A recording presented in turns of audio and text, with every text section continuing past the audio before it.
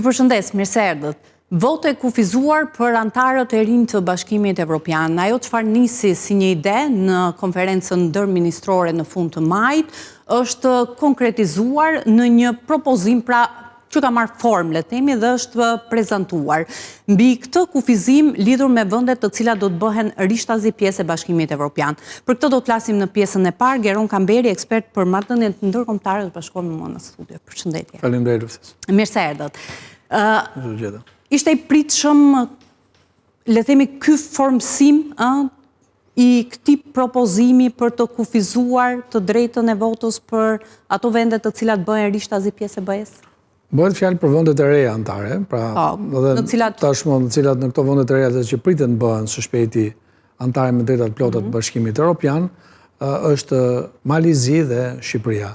Janë dy vende që janë më afër këtij procesi. Malizi tashmë ka nënshkruar, ka hartuar dhe draft traktatin e antarësimit, i cili pritet të kalojë në mbledhjen e Këshillit të Ministrave të Jashtëm të Bashkimit Evropian dhe pasi të marrë miratimin aty dhe në Parlamentin Evropian të kalojë për ratifikim në 27 vendeve antare sipas procedurave të tyre. Në këtë rast është dhe Shqipëria, e cila tashmë ka kaluar në një fazë tjetër të procesit negociator me Bashkimin Evropian, pra është afër përmbushjes atyre që quhen piketat e përmbylljes së grup kapitujve dhe objektivi strategjik që ka përcaktuar dhe Komisioni Evropian, por dhe qeveria shqiptare që brenda vitit 2027, pra fundi 2027, Shqipëria t'i ketë përmbushur të gjitha detyrimet që lidhen nga piketat përmbyllëse dhe raporti, siç ishte rasti i Bajt, pra dhe raporti OBAR, që është raporti për piketat përmbyllëse të çdo grup kapitulli, të miratohet dhe Shqipëria të konsiderohet si një vend i cili do shkojë tek hapi final, që është hartimi i draft traktatit të antarësimit dhe ratifikimi i tij. Tashmë ka dalë në skenë një propozim i cili nuk është i ri. Nga Gjermania, Franca dhe vendet e tjera, sepse sa herë që ka pasur dhe kjo është vala e zgjerimit mbas 2013-sh, kjo është vala e 10 e zgjerimit e cila synohet që kur ka filluar Bashkimi Evropian, pra të ketë valë të ndryshme zgjerimi dhe kjo mbi këtë formë është njohur Bashkimi Evropian, i cili nisi me 6 antarë dhe sot është me 27. Mbas antarësimit të Kroacisë në 1 janar 2013, për gati 13 vjetësh nuk ka pasur më antarësim në rajonin e Ballkanit Perëndimor. Dhe për izë vërtetës dhe vetë Bashkimi Evropian ka kaluar në sfida dhe kriza të shumta gjatë kësaj periudhe, të cilat i kanë dhënë një mësim Bashkimit Evropian që një union me 27 antarë, ku mekanizmat e vendimarrjes varen veçanërisht në disa raste politikash nga unanimiteti, dhe që ka treguar dhe përvoja me vende të antarësuara të reja, vende tradicionale të cilat kanë themeluar Bashkimin Evropian, përfshi Gjermaninë, Francën e tjerë, po synojnë apo po kërkojnë të ofrojnë një formulë të re antarësimi për vendet e reja për të shmangur një problem të mundshëm që mund të dalë nga antarësimi me drejtat plota. Pra në këtë rast bëhet fjalë për një antarësim me të drejtat të pjesshme. Me drejtat pjesshme. Që do të thotë mund të përfitosh nga të gjitha elementet siç kanë përfituar vendet e tjera, por mund të kesh kufizime në disa element, kryesisht përse përket aty që quhet proceset e votimit, ku vendet aktuale të Bashkimit Evropian nuk duan ta ndërlikojnë më tej procedurën e votimit brenda Unionit me vendet e reja të cilat ta mund mendojnë që mund të kenë qasje të ndryshme për probleme të caktuara. E thon kështu duket si një mekanizëm i brendshëm mbrojtjeje nga ana e Bashkimit Evropian në kuadër të këtij procesi zgjerimi, por në vetvete një politikë e tillë mund të konsiderohet arbitrare? Në pamje të parë, nga ana e vendeve të Ballkanit Perëndimor mund shikohet si një politikë paragjykuese. Nga ana e vendeve anëtare të Bashkimit Evropian, sidomos atyre vende themeluese, mund konsiderohet një politikë për të shmangur rreziqet e panevojshme. Megjithse të dy formulimet duket sikur nuk prekin askënd, por në thelb në rastin e vendeve të Ballkanit Perëndimor, nuk besoj që liderët edhe popullsitë e këtyre vendeve do ndjehen krejtësisht palënduar nga kjo formë, do të thoja, jo diskriminimi, por një lloj paragjykimi. Sepse në një farë kuptimi vendet tashmë qoftë Gjermania dhe Franca, po duan të thonë me fjalë të tjera që votimet e pritshme të vendeve të reja antare në Bashkimin Evropian nga Ballkani mund të bien ndesh me politika dhe rasti për shembull siç rasti i Hungarisë, megjithëse vendet aktuale, vendet kandidatës që është Malizi edhe Shqipëria nuk kanë lënë asnjëherë shenjë, kanë qenë gjithmonë të linjëzuar me politikat e Bashkimit Evropian, por ta duan të shmangin rreziqet e mundshme, sepse në momentin që do të miratojnë një vend antar me drejtat të plota, nuk do kishte kuptim që të kërkojë atij vendi të mos përdorte të drejtën e vetos siç e garantojnë traktatet e Bashkimit Evropian. Dhe për këtë Gjermania dhe Franca po synojnë ose kanë sjellë këtë propozim i cili edhe ky do të mbetet në vullnetin e votimit të vendeve. Pikërisht, çfarë ndodh pra në momentin që kemi kaluar nga një koncept ide që u parashtrua dhe në një propozim konkret nga këto vende, cilat janë hapat e mëtejshëm dhe sa gjasa ka që një propozim i tillë të marrë formë përfundimtare? Kjo do të shikohet nga miratimi që do të ketë ky propozim në të gjitha 27 vendet anëtare të Bashkimit Evropian, por natyrisht do të shikohet dhe forma që do të ketë dhe propozim, nëse ky do të jetë vetëm për vendet e reja anëtare, pra do të ketë një nen të posaçëm në traktatin e Lisbonës, që vendet e reja anëtare që hyjnë në Bashkimin Evropian pas vitit 2028 apo pas vitit 2029, do të kenë këto kufizim në të drejtën e tyre të votimit si antar të Bashkimit Evropian. Dhe kjo do të kërkojë miratimin unanim të gjithë vendeve anëtare. Kështu siç mund të rrëzohet, siç janë rrëzuar shumë propozime për të ndryshuar formulën e votimit aktualisht në Bashkimin Evropian. Ne dim tashmë që vendet kryesore të Bashkimit Evropian, Franca, Gjermania, Hollanda, apo vendet të tjera që kanë qenë themeluese të Bashkimit Evropian, janë duke parë ose duke ritheksuar se Bashkimi Evropian dhe për të përshtatur me situatat gjeopolitike që po ndryshojnë me një shpejtësi të madhe, ka nevojë të ndryshojë formulën e votimit, e cila shpesh ngec në atë që quhet kurthi i unanimitetit.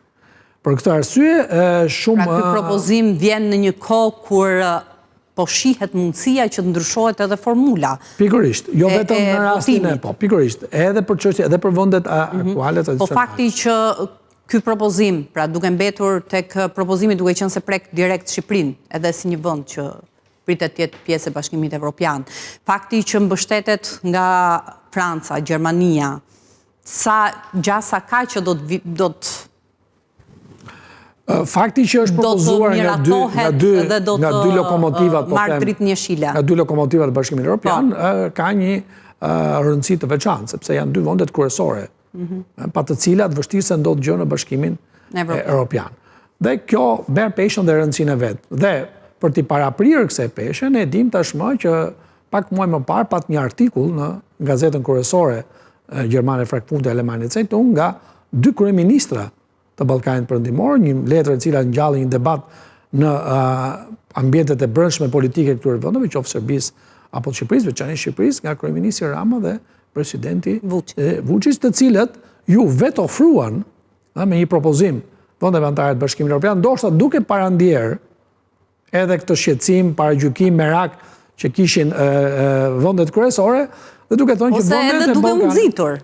Po natyrisht ndoshta edhe me një nxitje. Ne mund dim gjuhën diplomatike të asaj çfarë mund deklarohet, por nuk dim atë çfarë ndodh prapa skenë. Pikërisht, prapa pedeve diplomacisë, shumë ajo që quhet diplomacia e kuintave ose diplomacia që ndodh jo në sytë e publikut, shpesh si të çon në këtë konkluzion logjik që mund të ketë qenë edhe diçka e koordinuar me faktorin kryesor brenda Bashkimit Evropian, sepse edhe ata kanë dashur që kjo propozim fillimisht të vinte nga vetë vendet e Ballkanit Perëndimor, por në fakt kjo ngjalli një reagim sepse edhe për shkak të opinionit publik, po edhe shumë nuk do kërkonin një antarësim me gjysmë, por kërkonin një antarësim me të drejtat plota. Pra, dhe nga këto drejtat të çdo drejt që buron nga antarësimi si vend antar, siç kanë qenë antarësimet e mëparshme.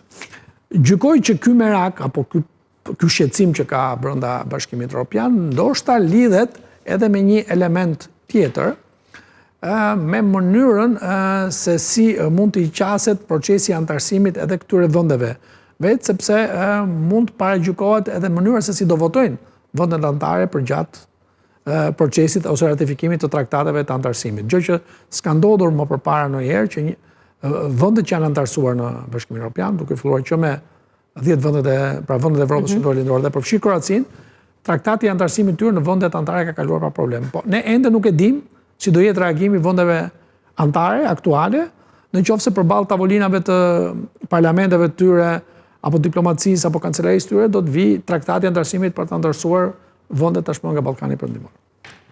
Pra, ne nuk e dim çfarë përgjigje do të marrim, ku është frika dhe pasiguria?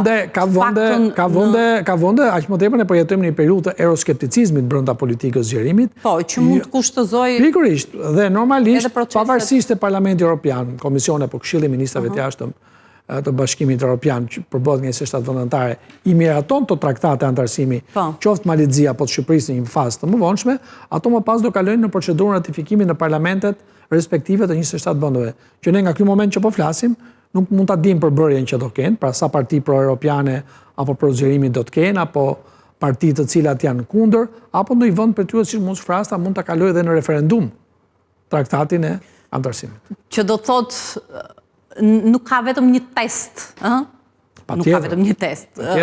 Janë të shumta testet në cilat do të kalojë Shqipëria dhe jo vetëm Shqipëria. Jo vetëm Shqipëria.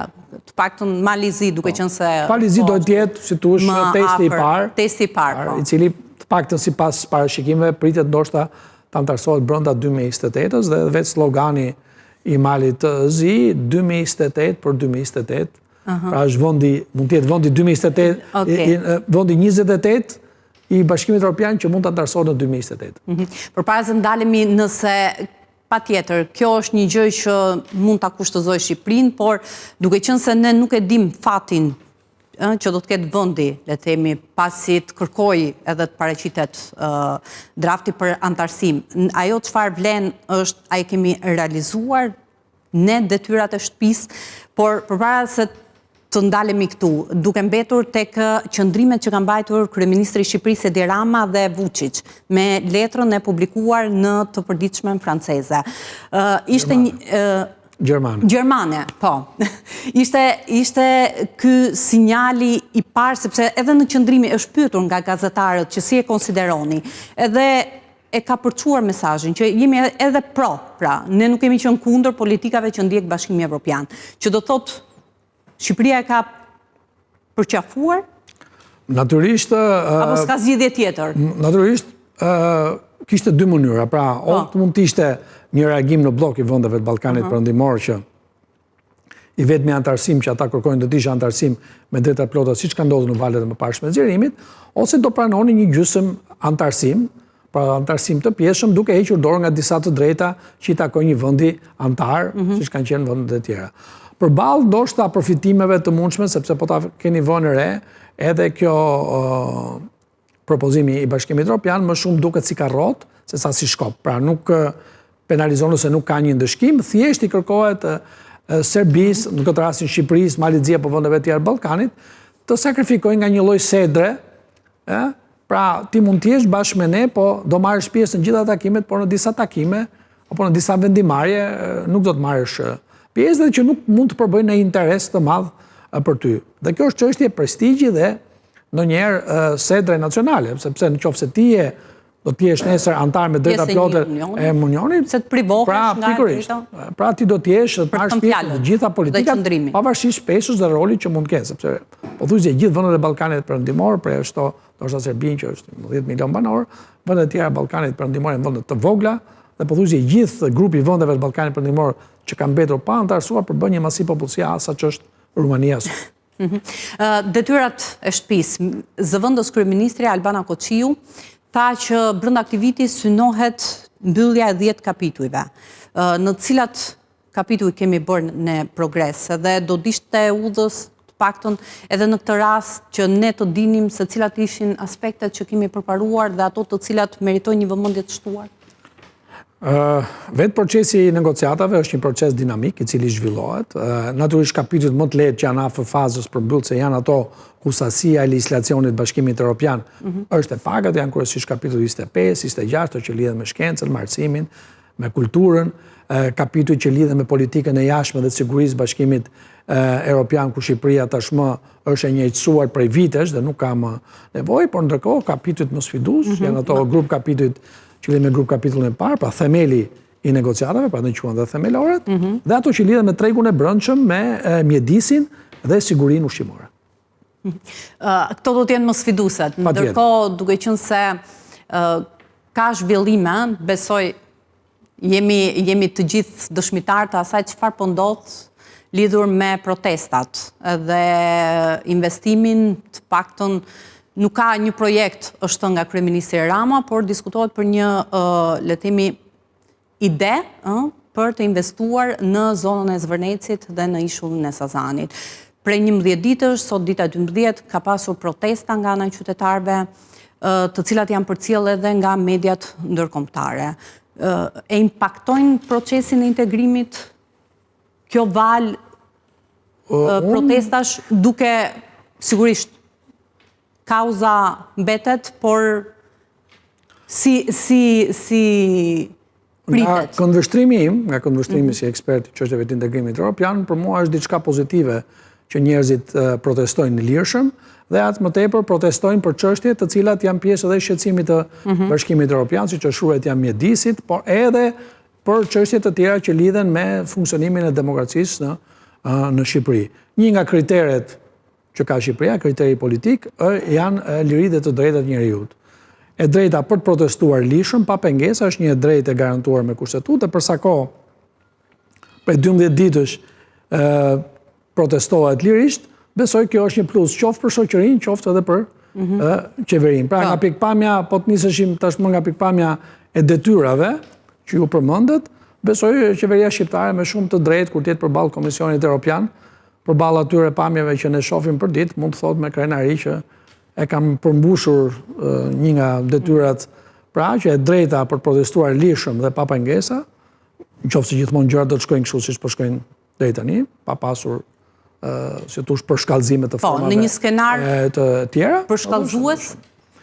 Kur flasim për skenar, për shkallëzues, bëhet fjalë për çfarë flasim. Pra, më thënë, natyrisht çdo skenar që shoqërohet me dhunë apo me probleme të tjera që destabilizon funksionimin normal, natyrisht ka një kosto jo thjesht për procesin, por ka vonesa të proceseve dhe vonesat e proceseve, si tush nëse koha që përdoret për të marrë me këtë do t'jetë për të zgjidhur, sepse mund të kalohet edhe në çështje të tjera,